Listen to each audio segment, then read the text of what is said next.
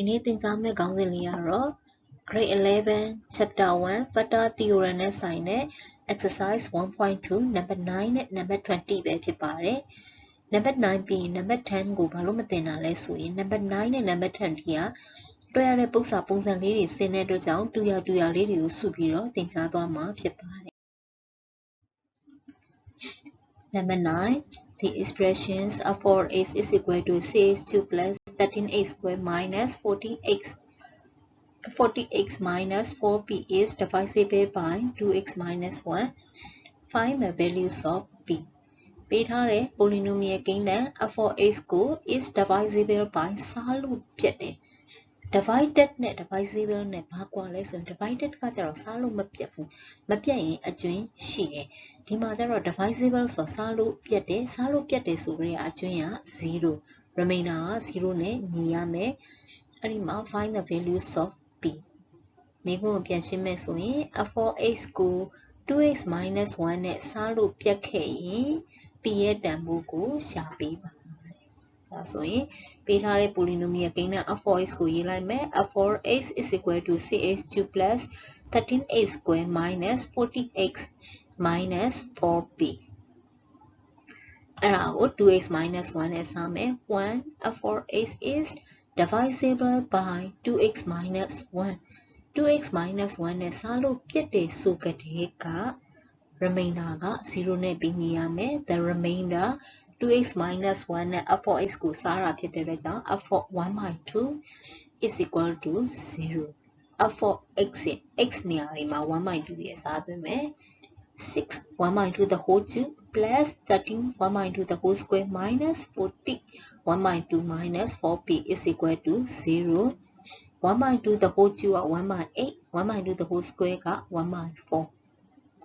ဒါဆိုရင်6နဲ့8နဲ့ကို2နဲ့ကျင်းမယ်2 3 6 2 4 8ဖြစ်လို့3 by 4 plus 13နဲ့1နဲ့မြောက်တော့13 by 4 minus 2နဲ့စားလိုက်တော့20 minus 4p is equal to 0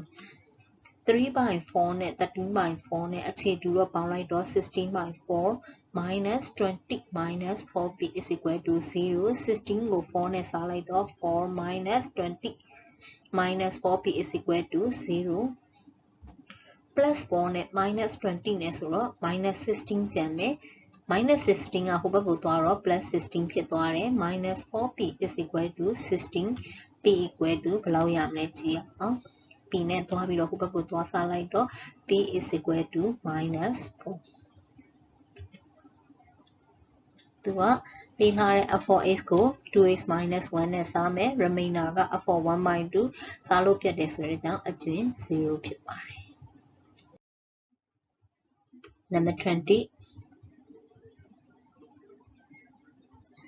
4x power 4 minus 9a square x square plus 2a square minus 7x minus 18 is divisible exactly divisible by 2x minus 3a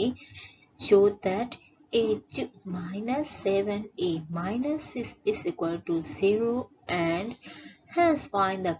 possible values of a ဒါဆိုလို့ရှိရင် given that သူပေးထားတဲ့ polynomial ကိန်းတန်းကြီးကို exactly divisible အတိအကျစားလို့ပြတ်တယ် 2x minus 3a 2x minus 3a နဲ့အတိအကျစားလို့ပြတ်တယ်ဆိုကြတဲ့ကသူ့ရဲ့ remainder က0ဖြစ်မယ်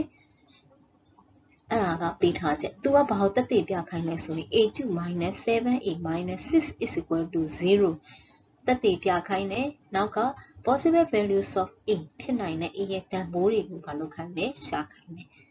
ဒါဆိုရင်သူပေးထားတာကပေးထားတဲ့ polynomial ကိန်းတန်းကြီးကို 2x minus 1 2x minus 3a နဲ့အတိအကျစားလို့ပြတ်မယ်အဲ့ဒီမှာရှာခိုင်းတာနှစ်ချက်တစ်ချက်က show that တစ်ချက်က 5ဘာကို show that လောက်ခိုင်းလဲဆိုရင် a cube minus 7a minus 6က0နဲ့ညီကြောင်းရဲ့ a ရဲ့ဖြစ်နိုင်တဲ့တန်ဖိုးတွေကိုရှာခိုင်းတာဖြစ်ပါတယ် ဒါဆိုရင်ပေးထားတဲ့ polynomial ကိန်းတန်းကြီးကို f of x လို့ထားလိုက်ရအောင် let f of x is equal to 4x power 4 minus 9a square x square plus 2 into a square minus 7x minus 18သူကဘာနဲ့စားလို့ပြတ်တယ်ပြောထားလဲဆိုရင် 2x minus 3a နဲ့စားလို့ပြတ်တယ်လို့ပြောထားတယ် 1 f of x is divisible by 2x minus 3a 2x minus 3a နဲ့စားလို့ရတယ်ဆိုရင် remainder ကဘယ်လောက်ဖြစ်မလဲဆိုရင် then remainder က f of 3a minus 2 is equal to 0အဲ့ remainder ရှာတဲ့ဥစ္စာတွေကတော့ရှေ့ပိုင်းမှာအများကြီးသင်ထားခဲ့ပြီးဖြစ်ပါတယ်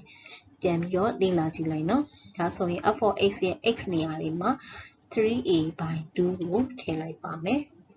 4 into 3 by 2 the whole power 4 minus 9a square 3a by 2 the whole square plus 2 into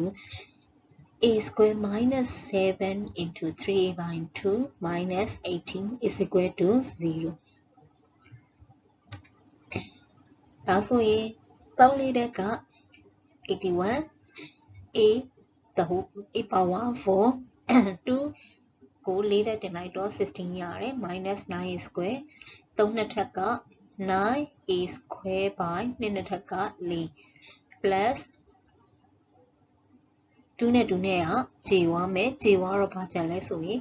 a square minus 7နဲ့ 3a နဲ့ပဲကျန်မယ် minus 18 is equal to 0ကဲခြေလိုက်ရအောင်4 4 4 16ဒါဆို81 a power 4 by 4 minus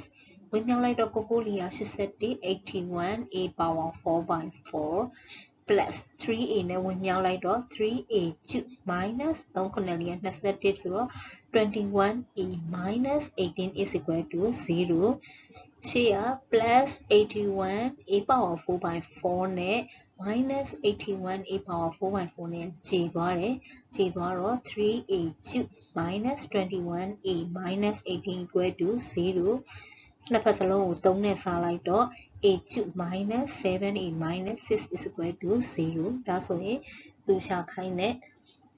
သူရှိုးသက်လောက်ခိုင်းတာတဲ့ a cube minus 7a minus 6 equal to 0ဆိုတဲ့ရှိုးသက်ကိုရရှိသွားပြီဖြစ်ပါတယ်ဒါဆိုရင်ကျန်တာတွေကဘာကိုရှာခိုင်းလဲဆိုရင် a ရဲ့ဖြစ်နိုင်တဲ့တန်ဖိုးတွေကိုရှာခိုင်းတယ်ဒါဆိုရင်ခုနကတွက်လိုက်တဲ့အထဲမှာ a cube minus 7a minus 6 is equal to 0ဆိုတာတွေ့ရတယ်ဒါဆိုရင် a ကိုရှာခိုင်းတာဖြစ်တဲ့ကြောင့် a ပါတဲ့ကိန်းတန်းကိုခုန f of x လို့ထားပြီးသားဖြစ်တဲ့အတွက်ကြောင့် f of x လို့ထားလို့မရတော့ဘူး a ပါတဲ့ကိန်းတန်းကို g of a လို့ထားလိုက်ရအောင် let g of a is equal to a cube minus 7a minus 6ဘာဖြစ်လို့လဲဆိုရင်ခုနက f of x ကိုထားပြီးသွားပြီအခုက a ပါတဲ့ a ကိုရှာခိုင်းတာမို့လို့ a ပါတဲ့ကိန်းတန်းကြီးကို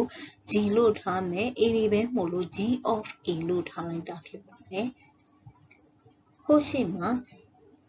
သုံးထပ်ကိန်းကို factor ရှာတဲ့နည်းတိုင်းရှာရမှာဖြစ်တယ်ပထမဆုံးအဆင့် factor တစ်ခုကိုရှာရအောင်နောက်ဆုံးကိန်းက6ဖြစ်တဲ့ကြောင့်သူ့ရဲ့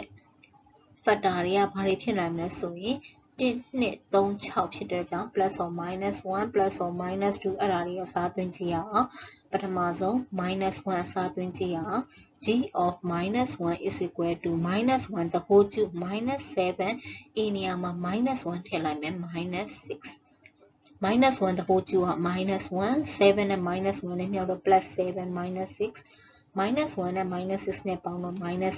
7 minus 7 plus 7ဒါဆိုရင်0 0ဖြစ်တဲ့အတွက်ကြောင့်မလို့ x plus 1က a plus 1က sorry a plus 1 is a factor of g of a ဖြစ်သွားပါပြီ factor တစ်ခုရှာပြီးသွားပါပြီနံပါတ်2အဆင့်ကြတော့ပေးထားတဲ့ polynomial ကိန်းတန်း a ကိုလိုချင်တော့ a ပါတဲ့ကိန်းတန်းကြီးကိုရတဲ့ factor နဲ့စားလိုက်မှာဖြစ်တဲ့ a cube plus 0a square minus 7a minus 6 0a square ကဘယ်ကပါလာလဲဆိုလို့ရှိရင်သူပေးထားတဲ့ကိန်းတန်းကရှာလို့ရထားတဲ့ကိန်းတန်းက a cube minus 7a minus 6ပဲအဲ့ဒါကြောင့်3ထပ်ပြီး2ထပ်လိုတာဖြစ်တဲ့ကြောင့်ကိုကတာကို 0a square ဆိုတာကိုထည့်ပေးလိုက်ပါတယ် ဘာနဲ့စားမလဲဆိုရင်ခုနရှာထားတဲ့ factor a plus 1နဲ့စားပါမယ်ရှေ့ဆုံးကိန်းချင်းကြည့်အောင်ဒါဆိုရင် a square နဲ့ a နဲ့မြောက်တော့ a cube plus a square နဲ့1နဲ့မြောက်တော့ a square လက္ခဏာတွေချိန်လိုက်တော့ plus a cube နဲ့ minus a cube နဲ့ခြေသွားမယ်0a square နဲ့ minus a square ဆိုတော့ဘာကြံလဲဆိုရင် minus a square 7a ကိုဆွဲချမယ်ကဲဒါဆိုရင်ရှေ့ဆုံးကိန်းချင်းကြည့်ရအောင်ရှေ့ဆုံးကိန်းချင်းကြည့်တော့ဘာနဲ့ထပ်မြောက်မလဲဆိုရင် minus a နဲ့မြောက်မှ minus a နဲ့ a နဲ့မြောက်ရင် minus a square minus a နဲ့ 1 နဲ့မြောက်တော့ minus a ခြေသွားမယ် plus a square နဲ့ minus a square နဲ့ခြေသွားမယ် minus 7a နဲ့ plus a နဲ့ဆိုတော့ minus 6a ကျန်မယ်ဆွဲချလိုက်တော့ minus 6ရှေ့ဆုံးကိန်းချင်းကြည့်မယ် minus 6နဲ့မြောက်တော့ minus 6a minus 6ညဆိုရင်0ရတာဖြစ်တယ် G ရော A ကိုလိုချင်ရင်စားကိန်းနဲ့စားလက်ကိုမြောက်မယ်စားကိန်းက a plus 1စားလက်က a square minus a minus 6တစ်ချေကခွဲမယ် a square minus a minus 6ကိုတစ်ချေကခွဲလိုက်တော့ a plus 2တခွင် a minus 3လို့ဝင်ရပါတယ်ခုနကတော့သူပေးထားတဲ့အထဲမှာ G of A က0နဲ့ညီနေတာဖြစ်တဲ့အတွက်ကြောင့် G of A is equal to 0ကိုရှာထားတဲ့ factor 3ကိုရေးလိုက်မယ် A plus G of A က A plus 1 A plus 2 A minus 3ဖြစ်လို့အဲ့ဒါကို0နဲ့ပြီးနေလိုက်မယ်A plus 1 equal to 0 or A plus 2 is equal to 0 or A minus 3 is equal to 0 A equal to minus 1 or A equal to minus 2 or A equal to 3ဒါဆိုရင်သူရှာခိုင်းတဲ့ဒုတိယပိုင်းဖြစ်တဲ့ possible values of A ရဲ့ဖြစ်နိုင်တဲ့ gain တွေကိုရှာပြီးပါတာဖြစ်ပါတယ်ဒါကပြန်ပြီးတော့ရှင်းပြထားတာဖြစ်တယ်သုံးတက် gain ဖြစ်တဲ့အတွက်ကြောင့် factor တစ်ခုအရင်ရှာတယ်ရှာပြီးလို့ရှိရင်ပေးထားတဲ့ကိန်းတန်းကိုရတဲ့ factor နဲ့စားမယ်